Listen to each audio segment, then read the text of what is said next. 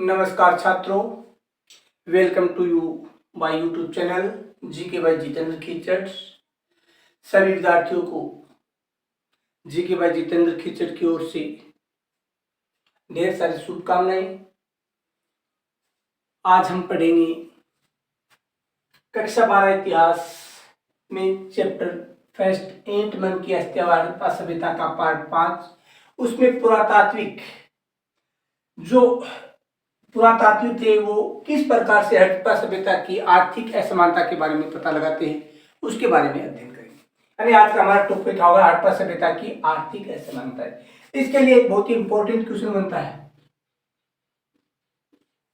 पुरातात्विक किस प्रकार अनुमान लगाते हैं कि हड़प्पा सभ्यता में अधिक आर्थिक असमानता थी। यानी जो पुरातात्विक थे वो किन किन चीजों को देखकर ये अनुमान लगाते हैं कि इस सभ्यता के लोगों में क्या थी, आर्थिक असमानता थी। उसका अनुमान वो किस प्रकार से लगाते हैं।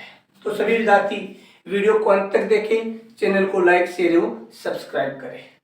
यानी ये जो तीन विशेषताएं बताई गई, एक तो कौन सी, समाधान, दूसरी दुर्ग व निचला शहर, तीसरी विलासिता की जो वस्तुएं है, उनके आधार पर यह अनुमान लगाया जा सकता है कि इन लोगों में आर्थिक असमानता थी। सबसे पहले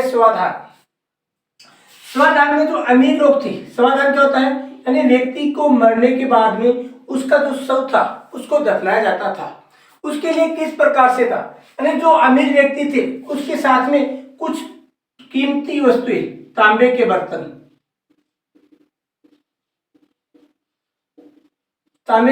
उसके साथ दफनाए जाते थे। साथ साथ में आभूषण मन के ये भी उनके साथ दफनाए जाते थे। और कीमती पत्थर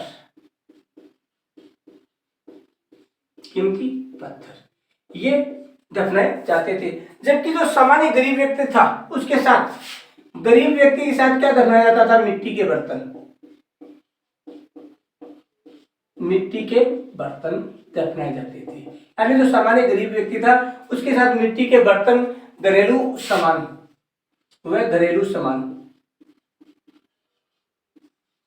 ही दफनाया जाता था।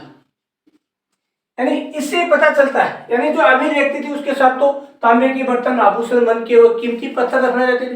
जबकि ये गरीब व्यक्ति था उसके साथ क्या दफनाया जाता था, केवल मिट्टी के बर्तन और सामान्य वस्तुएं दफनाई जाती थी। उसे पता चलता है कि उसमें आर्थिक असमानता थी। यानी जो समाधान की प्रक्रिया थी वो भी आर्थिक असमानता का सूचक थी। यानी ये लोग आर्थिक असमानता पर निर्भरता, इनका समाधान भी थी। उसके बाद में दुर्ग व निचला शहर, यानी शहर को दो भागों में बांटा गया था, पूर्वी भाग और पश्चिम भाग। ये भाग क्या था, उच्च भाग, ये था थोड़ा नीचा। इस भाग में क्या था, दुर्ग बनाई गई थी और ये सामान्य भाग था। दुर्ग में कौन लोग रहते थे, केवल अमीर लोग थे, राज परिवार के लोग वो रहते थे। जबकि नीचे का जो स्थान था उसमें क्या, गरीब लोग रहते थे। ये भी क्या था, ये भी आर्थिक असमानता का ही सूचक था। यानी दुर्ग व निचला शहर दोनों क्या है, दुर्ग में तो अमीर व्यक्ति रहते थे, निचले शहर में कौन रहते थे, गरीब लोग रहते थे, सामान्य लोग रहते थे। इस प्रकार ये भी क्या था, आर्थिक असमानता का ही सूचक था, दुर्ग व निचला शहर। उसके बाद में तीसरा पॉइंट आता है विलासिता की वस्तुएं।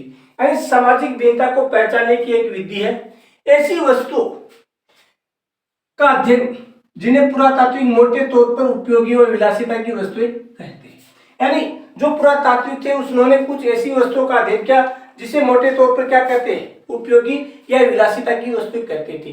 जो विलासिता की वस्तुएं थी वो आमतौर पर कहाँ मिली है, जो अमीर लोग थे उनके पास ही मिली है, जो आर्थिक असमानता की सूचक थी। उसके बाद में जो उपयोगी वस्तुएं, यानी दो भागों में बांटा गया, तो उपयोगी वस्तुएं, दूसरी विलासिता की वस्तुएं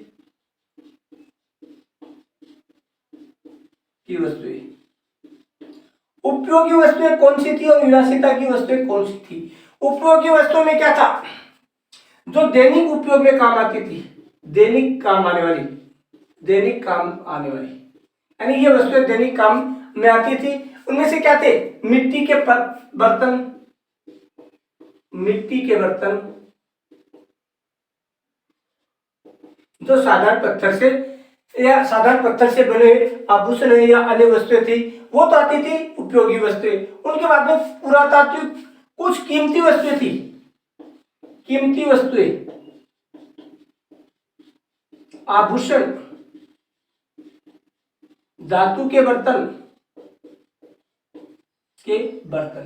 इनको किन में मानते थे? विलासिता की वस्तुओं में मानते थे। जो केवल अमीर व्यक्ति ही इनको काम में लेते थे। कौन? अमीर व्यक्ति ही काम में लेते थे। इसके कारण इसको क्या कहा गया? विलासिता की वस्तुएं कहा गया है। यानी जो वस्तुएं प्रतिदिन उपयोग में आने वाली थी वो तो आम जन के पास मिलती थी, लेकिन कुछ वस्तुएं जैसे फ्योन्स है,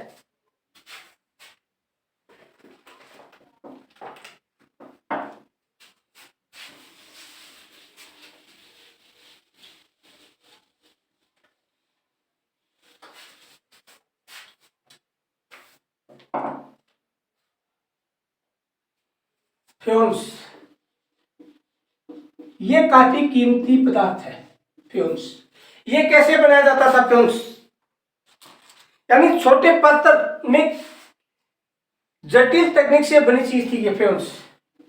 यानी जो फ्योन्स था वो कीमती चीज थी, क्योंकि इनका निर्माण करना कठिन था। जिनमें बस्ती में कीमती वस्तुएं हैं वहां के लोग संपन्न थे, और जहां पर ये कीमती वस्तुएं नहीं मिली है वहां के लोग क्या थे? गरीब थे। इस प्रकार से विलासिता की वस्तुएं भी थी, वो भी आर्थिक असमानता की सूचक थी। इस प्रकार से पुरातात्विक कह सकते हैं कि हड़प्पा सभ्यता के लोग थे, उनमें क्या थी? आर्थिक असमानता मौजूद थी। तो सभी विद्यार्थी इस चैनल को ज्यादा से ज्यादा लाइक करें, शेयर करें और सब्सक्राइब करें। इसी के साथ जय हिंद, जय भारत, जय जय राजस्थान।